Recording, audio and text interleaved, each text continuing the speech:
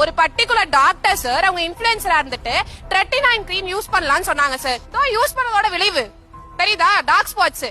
எனக்கு என்னங்க ஏஜ் ஆகுது? 21ல இருந்துட்டு இவ்ளோ டார்க் ஸ்பாட்ஸ் எனக்கு எதுக்கு வரணும்? ப்ரமோஷன் பண்ண வேணாம்னு சொல்ல பேக் எண்ட்ல ஒரு ரிசர்ச் பண்ணுங்க. மருந்துங்களை பத்தியும் சப்ளிமெண்ட்ஸை பத்தியும் பெய்டு ப்ரமோஷன்ஸ் நீங்க பாத்தீங்கன்னா என்னென்ன விஷயத்தை வச்சு நீங்க கேர்ஃபுல்லா இருக்கணும்னு இந்த வீடியோல பார்க்கலாம். அண்ட் இந்த மாதிரி டெய்லி நடக்கிற மருத்துவ நிகழ்ச்சிகளை பத்தி உங்களுக்கு கிளாரிட்டி வேணும்னா ஃபாலோ பண்ணிக்கோங்க. ஃபர்ஸ்ட் பிரச்சனை தவறான தகவல் மற்றும் மிகப்படுத்தப்பட்ட கூற்றுகள். என்ன சொல்றேன்னா, ஒரு 10 வருஷத்துக்கு முன்னால அந்த ஆக்ஸ் பெர்ஃபியூம் வந்துச்சு இல்ல, ஆக்ஸ் நீங்க போட்டுட்டு அப்படியே நடந்து போனீங்கன்னா பொண்ணுங்கெல்லாம் அப்படியே உங்க பக்கத்துல வந்துருவாங்க.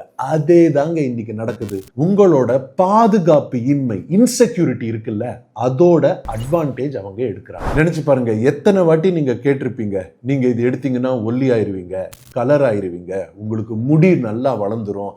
அந்த மாதிரி இருந்துச்சுன்னா ஹாஸ்பிட்டலுக்கு ஏங்க இத்தனை பேர் இதே பிரச்சனைக்காக போயிட்டு இருக்காங்க?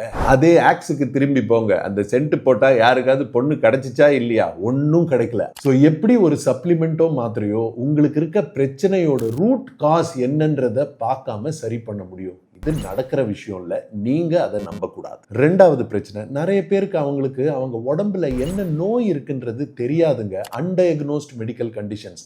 அந்த நோய் இங்க இருக்கும் போது நம்ம இன்டர்நெட்ல பாக்குற ஏதாவது மாத்திரை சாப்பிட்டா அந்த நோயை எப்படி அஃபெக்ட் பண்ணணும் நம்மளுக்கு தெரியாது. பார்மசில டாக்டரை பார்க்காம போய் மருந்து வாங்கி நிறைய பேருக்கு லிவர் ஃபெயிலியர், கிட்னி ஃபெயிலியர் வந்து நானே பார்த்திருக்கேன். ஏன்னா நான் எலும்பு டாக்டர். வலி மாத்திரைங்களால என்ன பிரச்சனை வரும்னு எனக்கு தெரியும்.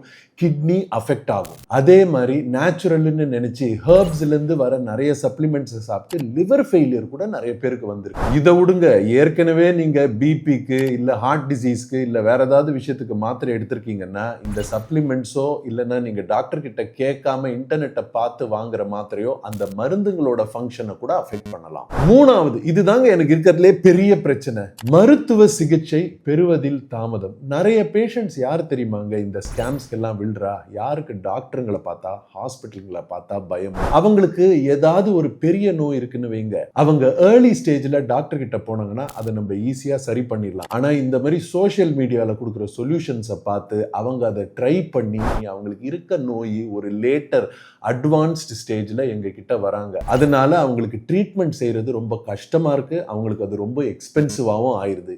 நீங்க இது வரைக்கும் சோஷியல் மீடியாவை பார்த்து ஏதாவது மருந்து மாத்திரை எடுத்து உங்களுக்கு சரியா இருக்கா இல்ல காம்ப்ளிகேஷன்ஸ் ஏதாவது வந்திருக்கான்னு கீழே கமெண்ட்ஸ்ல போடுங்க. அண்ட் இந்த போஸ்ட் உங்களுக்கு யூஸ்ஃபுல்லா இருந்துச்சுன்னா உங்க ஃப்ரெண்ட்ஸுக்கு ஷேர் பண்ணுங்க. அண்ட் இதை ரீபோஸ்ட் பண்ண மறந்துடாதீங்க.